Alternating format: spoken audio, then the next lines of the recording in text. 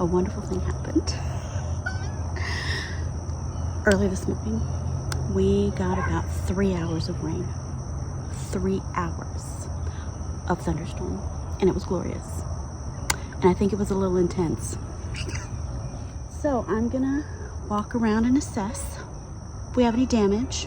And I think today's video is gonna be me cleaning up some space in these beds with weeds and dead things, so that I can plant some more seeds. I wanna bring out my seedlings, the mustards and the Swiss chard, because those did amazing. So, and I think that'll take most of my day, but it feels wonderful.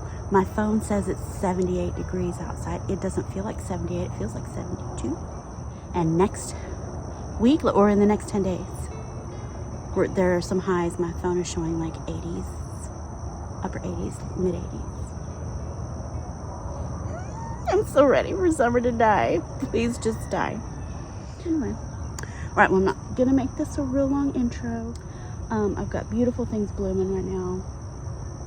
I'll show you those real quick, and then I'll get to work. Okay. So first of all, I want to show you this Gara. This Gara in the circle bed. It's freaking magical this morning. Look, and that dog's gonna keep barking. Look at this. It's magical. That's my neighbor's dog. Beautiful. And I have another echinacea bloom, brand new, beautiful. These have since opened up since I did the circle bed. And we've got a Mexican petunia, beautiful, a little bit invasive, a little bit of a thug, but it's beautiful. It's gonna be a good day, y'all. I'm so excited about it. I do believe summer died last night, early this morning. Dogs. So many dogs. Okay. All right, so everything is all cleaned up, raked up. Looking lovely, right? Now I'm gonna pull more dead things and make a mess again. It's 9:47. I'm listening to Cece's Texas Garden videos while I work. Anyway, it's 9:47 a.m. So plenty of time. We've got a whole day. Got the whole day. I'm gonna start with this bed here.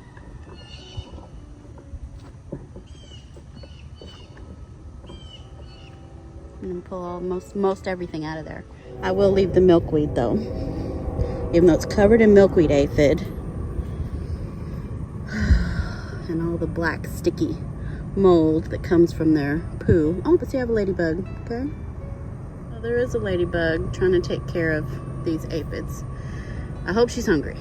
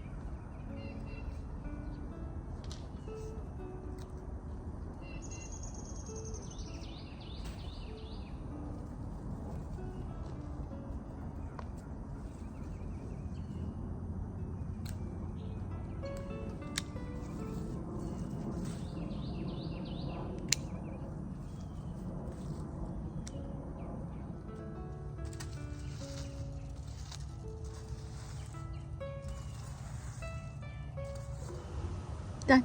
Okay. That looks good.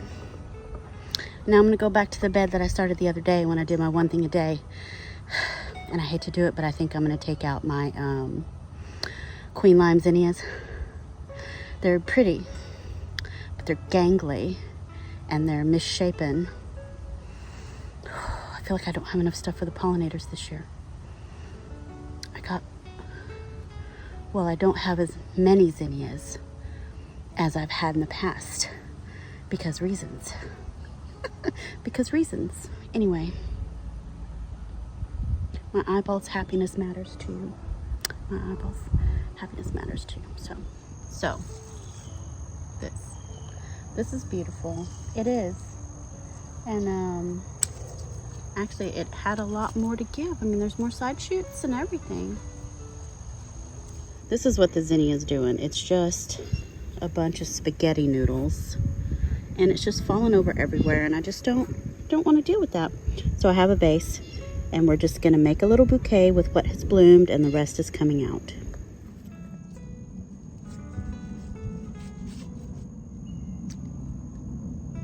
So I have a little bouquet started here. Isn't that pretty? And so the ones that still have all these leaves on them are the shoots that I'm gonna bury, probably in the more shady area over here, maybe a few in the circle bed too. Zinnias are very easy to take cuttings from and root. I know they're an annual, but you can actually take cuttings from a plant, stick it in the ground, and it will root. This plant that had laid down, like all the stems had laid down into the dirt, it made roots. Wherever the stem touched the dirt, all the way up here, wherever the stem touched the dirt, it made roots. So you can take zinnia cuttings during your season. Take a cutting, propagate it, spread it around.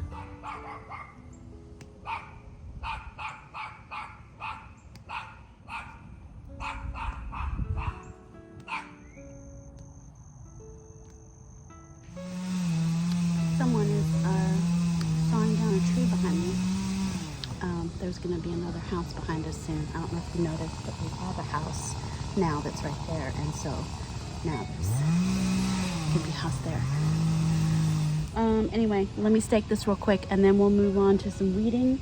I've got a lot of grass to get out of that side of the bed over there, and then I'm going to do some editing on the bed here behind us, and then we can bring out these seedlings. Do I bring them out this early though? Wouldn't it be better to do it at night? Or, in the evening? So that they don't suffer all day? All right, I just convinced myself. We'll bring the seedlings down and plant them this evening. There's plenty of other things I can work on though this afternoon in here. I might take you with me, I might not, we'll see. Anyway, let me stake up this ding dang marigold. My lips are purple.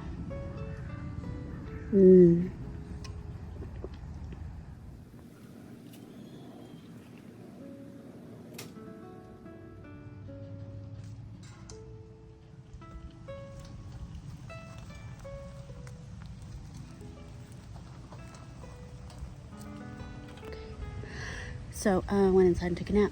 It is now after 5:30. I think it's almost 6. I cleaned out the beds earlier today. They look nice. I did wet everything down because even though we got a couple hours of rain, the ground soaked it right up. You almost wouldn't know we got any rain. Things are droopy. The ground just under the surface, under a 1/4 inch, is dry and dusty, so it's crazy. I'm sweating. We only got up to 94 today, which is nice. I thought we were supposed to get to 97. We only got to 94. The humidity's making it kind of worse. It does feel like one of those 100-degree days. I've only been out here 5 minutes. So I think the seedlings, we're just going to see how they do. We're just going to see how they do. I'm just doing the mustards, the Swiss chard, and maybe some Georgia collards. And then the rest I'll take back inside. It was just easier to bring out all 3 trays. All right, so here's the trays we're starting with. This is mostly that old-fashioned mustard. The quarter beet cabbage will go back in the house. And then I think these Swiss chard are going to go back in the house just to get a little bit bigger and a little bit stronger. In this tray here, I've got Rober cauliflower. That's going back in the house. All of this red giant mustard, though, is getting planted out, and all of the ruby red Swiss chard is getting planted out. And then this tray here, Georgia collards are getting planted out. Probably not the Direppa Noventina broccolini. Strawberries I may plant tomorrow. I want to put those in hanging baskets. Early purple sprouting broccoli, that'll probably go in the house. So, all right, so just collards out of this one.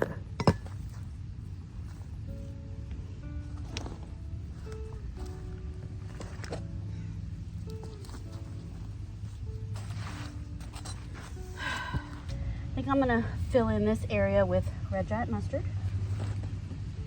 And then that corner over there where I planted my experimental plants, that one I'll fill up with the Swiss chard.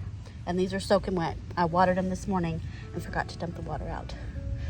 It's a miracle these things are still alive. I'm the worst plant mom.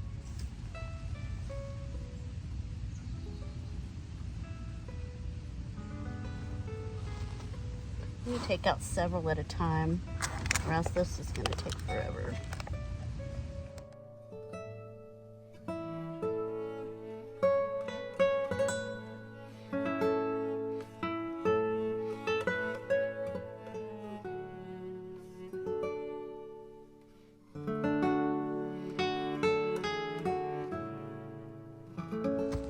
Okay, so there's still more, so I'm gonna move around to the other side.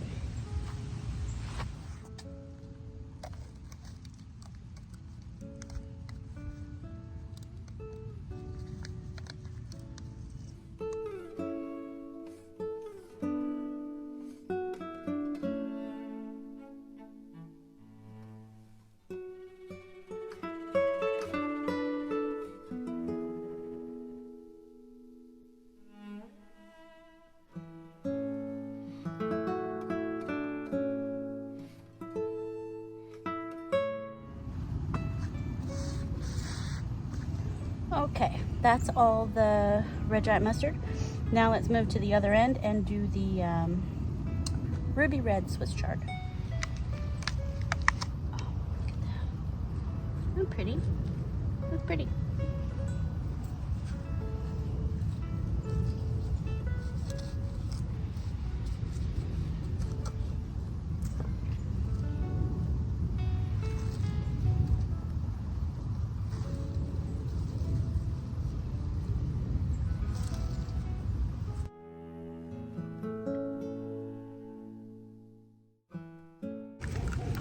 These ones are kind of small. I'm gonna take these back inside.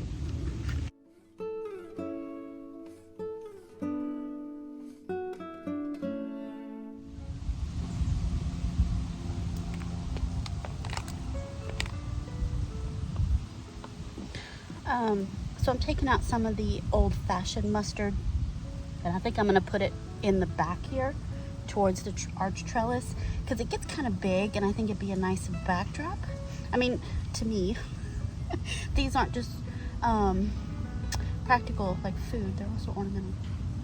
So I'm trying to create almost a tapestry with vegetables.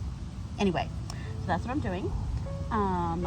And it's gonna be awkward to film just because of where I'm trying to plant them. So let me plant these mustards real quick, and then I'll come back and we will plant the rest of the mustards on the other side.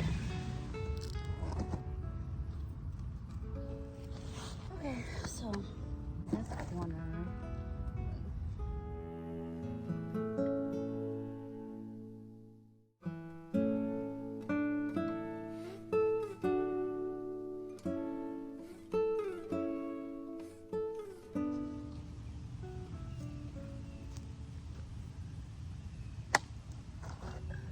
Collard greens over here in this bed. I'm just gonna do a few in this bed because I do want to sprinkle some in both of the beds behind me. That is a beautiful seedling. We'll see if it looks like this tomorrow.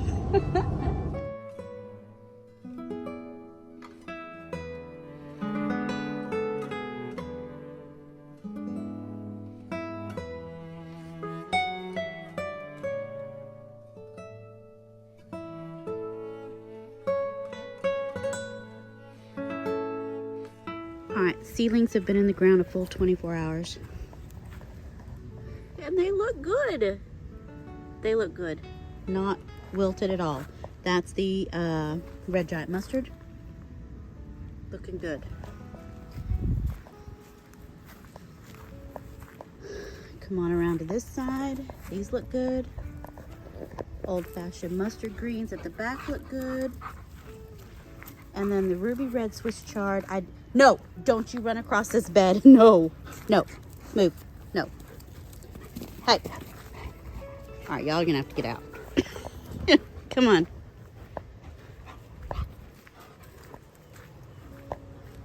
Come on.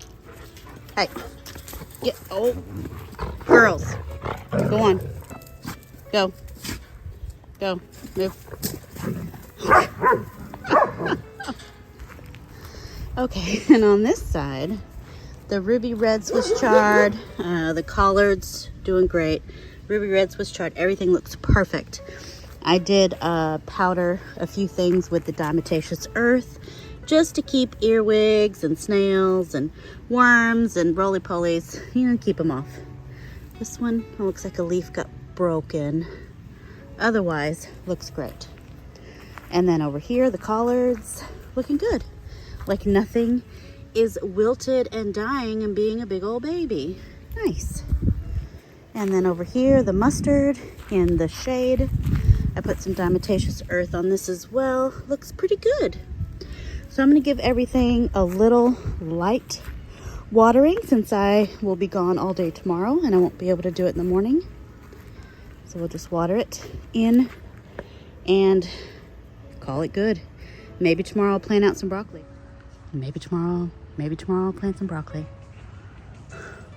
We'll see. All right, well, thanks for watching, guys. Bye.